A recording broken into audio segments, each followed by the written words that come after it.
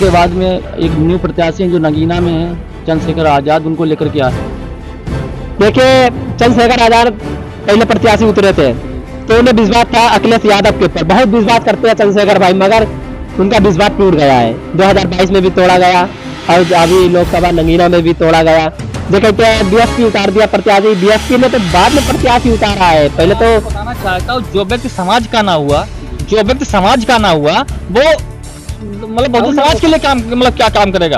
ठीक है, चंद्रशेखर की बात आप कर रहे हैं। नगीना में चंद्रशेखर की जो गाड़ी है ना, वो दिल्ली जाने की सोच रहे हैं। वो 4 नंबर प्लेटफार्म पे आके लटक गई है नगीना में। और जिस दिन 4 जून को वोट जब खुलेंगे तो 4 नंबर की 4 नंबर जीरो दिखा रहे थे हमें, जीरो। पहले चरण में हमने 3 सीटें दिखाने का काम कर दिया। मीडिया क्या बोल रही है कि 11 सीटों में से बसपा को 3 सीटें मिल रही हैं। कहाँ मिल रही, कैसे मिल रही है? अरे मीडिया वालों, जाओ जमीनी स्तर पर जाके देखो जाके कि बसपा का क्या माहौल है। ये पैसे लेकर अडानी, अंबानी और मोदी का प्रचार मत करो, ठीक है?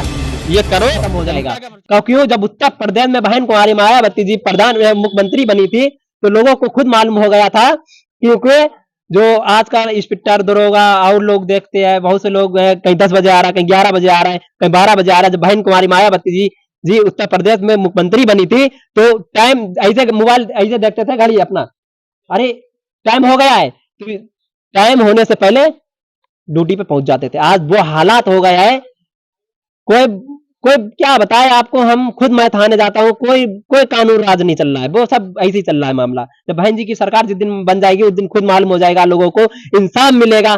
अब लोग क्या क्या बताए, 10-10 साल तो केस के होगा जमीनों के, उनका फाइनल नहीं हो रहा है, मतलब जमीन का 10-10 साल होगा, 20 साल होगा। मेरे खुद 10-15 साल हो गए जमीन के, अभी कोई मतलब इंसाफ नहीं मिला है। मेरे दादा की परदादा की जमीन है, तो इसीलिए। मगर इसी तरह मैं लोगों से कहना चाहता हूँ, बहन कुमारी मायावती जी को प्रधानमंत्री बनाओ, तो इसी मारे जब हमें लोग इंसान मिलेगा। तो कैसे बनाएंगे बहन? कुछ लोग बोलते हैं कि जो बहन जी हैं वो जमीनी स्तर पे नहीं उतरती हैं। देखो, जो लोग कहते हैं जब बहन जी जमीनी स्तर पे नहीं उतरती है तो उनके है दिमाग खराब। उनके दिमाग जैसे एक पागल होता है तो उसका दिमाग काम नहीं करता है। इसी मारे जो कहते हैं बहन जी जमीनी स्तर पे नहीं आए, हाँ, इसी तरह मैं उन लोगों को कहना चाहता हूँ उनके है दिमाग खराब, उनके दिमाग नहीं सही आएंगे। अच्छा, ये बताइए, जो भाजपा सरकार है वो मौजूदा मतलब इस समय कह रही है कि 400 पार होंगे, मतलब ये क्या है? 400 पार का मतलब जो लोग खुद नहीं जानता हूँ। 400 पार का मतलब क्या जानते हैं? जो पेट्रोल आप गाड़ी में डलवाते हैं जी। वो इस बार 400 पार जाएगा, समझ गए हो? जी। दूध का दाम 400 पार जाएगा, आटे का दाम 400 पार जाएगा, समझ गए हो? ये होगा 400 पार। लेकिन ये आप बोल रहे हैं जैसे दूध का दाम और ये महंगाई की आप बात करते हैं, लेकिन जो भाजपा सरकार है राशन भी दे रही, 2000 रुपए भी दे रही है। एक बात बताओ, राशन से गुलामी बढ़ेगी या राशन से मतलब लोगों का भला होगा? हमें ये बताओ। राशन से कुछ नहीं होगा। 5 किलो राशन तो जियो का आपने देखा, जियो का सिम चलाता पहले फ्री बांट दिया, ऐसा फ्री बांट दिया लोगों का कि लोगों की दिलचस्पी में बढ़ गई, जुड़ गए लोग। अब जब जुड़ गए हो तुम उससे तो अब कहाँ जाओगे? तो यही हाल कर रहा है ना, ये 4 किलो पहले 5 किलो खिला के तुम्हें, अब फिर तुमसे 500 किलो वसूलेंगे। भाजपा से गुस्सा क्यों करते हैं? अरे भाजपा कहाँ, ये तो निकम्मी सरकार है, ये निकम्मी सरकार। भाई मैं बता रहा हूँ, इस सरकार ने कोई अच्छा काम किया हो बताओ? आज युवा देश का बेरोजगार घूम रहा, सारा युवा बेरोजगार घूम रहा। देश के प्रधानमंत्री, देश के हालात खराब हैं। ये कहते हैं ना कि भारत भुखमरी में नहीं है इस समय, भारत में कोई भूखा नहीं सोता है, मैं राशन बांट रहा हूँ। अरे जुमलेबाजी कर रहे हो यार, 125वें स्थान पे हो तुम भुखमरी में आज भी।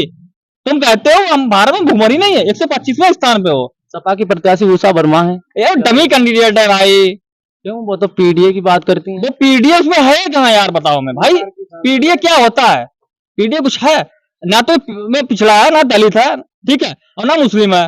माइनॉरिटी भी खत्म कर दी सपा ने। वोटों मुस्लिम का वोट लेना जानते हैं, वो मुस्लिमों का काम नहीं करना जानते। आजम खान से लेके इरफान सोलंकी जैसे विधायकों को जेल में डलवाने का काम सपा ने किया है। अरे समाजवादी पार्टी अखिलेश यादव, इससे मैं कहना चाहता हूँ, अगर आप इतना ही मुस्लिम हितैषी हैं तो जाइए आप इरफान सोलंकी जी की मदद कीजिए, आजम खान जी को मदद कीजिए।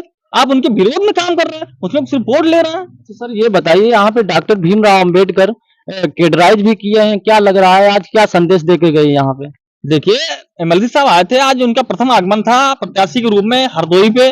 तो अब उन्होंने बस 10-15 मिनट अपने लोगों से बातचीत की है और तुरंत वो यहाँ से निकल गए हैं सीधे कैंपेनिंग के लिए। डोर टू डोर कैंपेनिंग कर रहे हैं, लोगों से संपर्क कर रहे हैं कि 2024 में जो इस समय लोकसभा चुनाव चलाने वाले 13 मई को ज्यादा से ज्यादा संख्या में हाथी का बटन दबा के उन्हें जिताने का काम करें। आकाश आनंद को लेकर क्या विचार है? मायावती ने उनको जमीनी स्तर पर उतार दिया है प्रचार के रूप में। देखो मैं आपको एक बात बताना चाहता हूँ, हमारे बहुजन समाज के युवाओं में जो एक ललक थी ना कि अब बहन जी के बाद में हमें कोई युवा चाहिए, तो बहन जी ने एक ऐसा युवा दे दिया है जो हम लोगों के बीच में जा जाके उन्होंने सोशल मीडिया के माध्यम से एक ऐसा प्लेटफॉर्म तैयार कर दिया है कि जिनसे हर कोई युवा जुड़ सकता है। उन्होंने अपना एक चैनल बनाया है, लोगों से रूबरू होते हैं, अपने वीडियो भेजते हैं, लगातार उनसे बात भी होती है।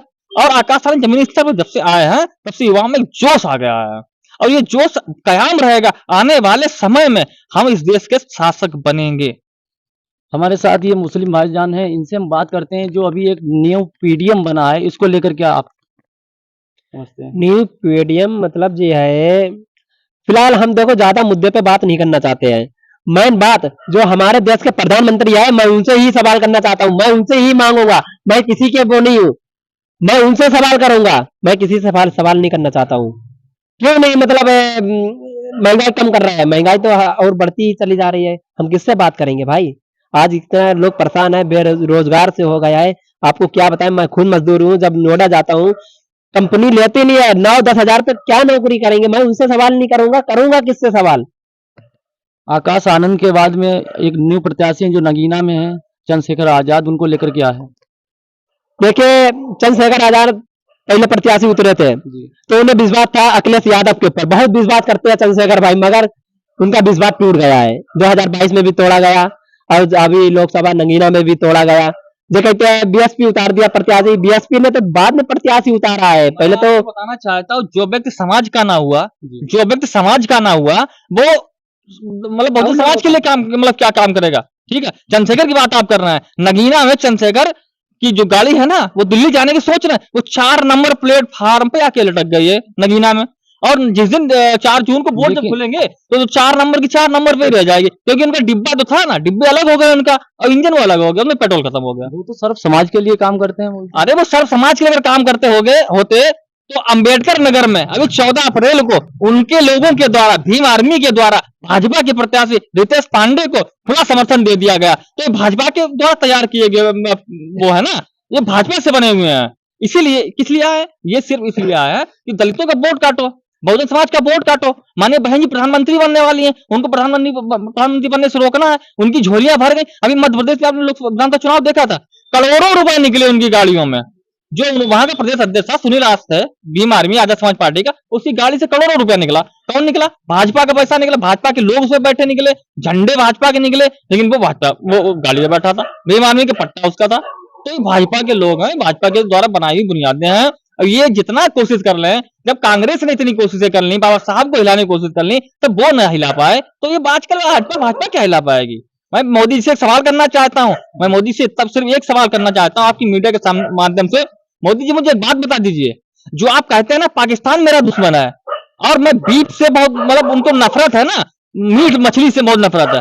अरे मोदी जी, आपको मीट मछली से नफरत है, आपको हिंदू मुस्लिम से नफरत है, तो आप पाकिस्तान से जो 350 करोड़ का एक हब कंपनी से आपने जो चंदा लिया इलेक्ट्रो बॉन्ड के माध्यम से, वो कैसे ले लिया आपने?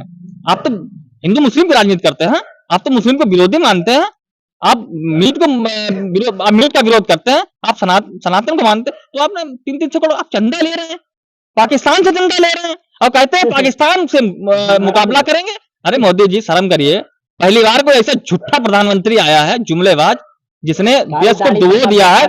मैं आपको बता देना चाहता हूँ, 300 लाख करोड़ रुपए का कर्जा हो गया भारत पे। तुम्हारे सर पे भी जितने बाल हैं, इतना कर्जा है तुम्हारे ऊपर, हमारे ऊपर भी कर्जा है। इस प्रधानमंत्री ने एक एक युवा पे, एक एक व्यक्ति पे इतना कर्जा लाद दिया है कि आने वाले समय में जो पैसा हमारे तुम्हारे पास में है, वो ये ऐसे ही वसूलेगा ना, ये जुमलेबाजी दिखाकर, समझ गए? जुमलेबाजी दिखाकर पैसा वसूलेगा ये। हरदोई में 5 विधानसभा सीटों और 5 विधानसभा सीटों पर भाजपा का कब्जा, कैसे मुकाबला होगा बसपा का? देखो मैं आपको एक बात बता दूं, 2012 का समय था ना, 9 की 9 सीटें हम जीते थे, यहाँ पे 8 जीते थे और 9 वाले वो थे, उनका भी विलय हो गया हमारी पार्टी में, वो भी आ गए, फिर हमने वो भी जीत ली, 9 की 9। समय है ना, आज समय उनका है, कल वो जाने वाला है, और समय किसी का रुकता नहीं है, आता रहता जाता रहता। अहंकार मत करना, मैं कहता हूं अहंकार मत करना, क्योंकि अहंकार में ही आदमी का माइंड खेल खत्म हो जाता है। और आने वाले कल में हम जिस तरह से चुनाव लड़ रहे हैं, माननीय बहन जी ने इस तरह से टिकटें दी हैं लोगों को, एक एक ऐसे प्रत्याशी उतारे हैं। अभी तक जो गोदी मीडिया आप जैसे लोग जो 3 सीटें, एक 0 दिखा रहे थे हमें, 0 पहले ही चरण में हमने 3 सीटें दिखाने का काम कर दिया। मीडिया क्या बोल रही है कि 11 सीटों में से बसपा को 3 सीटें मिल रही हैं, कहाँ मिल रही, कैसे मिल रही है? अरे मीडिया वालों, जाओ जमीनी स्तर पर जाके देखो जाके कि बसपा का क्या माहौल है। ये पैसे लेकर अडानी अंबानी और मोदी का प्रचार मत करो, ठीक है? ये करो, जनता का प्रचार करो, जनता के द्वारा। हम लोग तो जनता का प्रचार करते हैं। तभी तो मैं कहना चाहता हूँ, चैनल के माध्यम से ही कहना चाहता हूँ कि आप जाएं, जनता के बीच में सर्वे करिए। ये थोड़ी ना मोबाइल निकाला, लैपटॉप निकाला, गड़गड़ कर लिया, ये वहां पे इतना वोट, वहां पे इतना वोट दिखाते, अरे मोदी जी जा रहे हैं आगे। अरे मोदी जी कहाँ जा रहे हैं? 90 लाख का सूट पहनता है एक दिन में, 1 लाख रुपए का 10 बार सूट बदलता है। वो देश की उन्नति करेगा? युवाओं को इस तरह से बेरोजगार कर दिया, कंपनियां बंद कर दी, बर्बाद कर दिया भारत देश को यार। भाजपा को बहुत लेकर गुस्सा है। मैं इसलिए गुस्सा हूं क्योंकि भाजपा ने एक भी अच्छा काम नहीं किया। अगर कोई अच्छा काम किया मुझे बता दो। अच्छा, यहाँ अरे पे मुझे एक बात बता दी, आप तो मीडिया में हैं, आप लगातार जाते हैं ग्राउंड रिपोर्टिंग करने, आप हमें 5 काम को ऐसे बता दिए। जयप्रकाश रावत यहाँ के वर्तमान के सांसद हैं, उन्होंने कोई 5 काम अच्छे किए हों? यहाँ आते नहीं क्या जयप्रकाश अरे आज तक नहीं शकल ना देखी हमने, देखा ही नहीं कभी। अभी कभी ना देखी शकल। चुनाव भी चल रहा, अब भी नहीं दिखते मैं वो। सिर्फ एक ही बार देखी, उनके अभी शकल भी नहीं देखी है। तो अब नाम सुना है उनका, हमने अभी तक शकल ही नहीं देखी।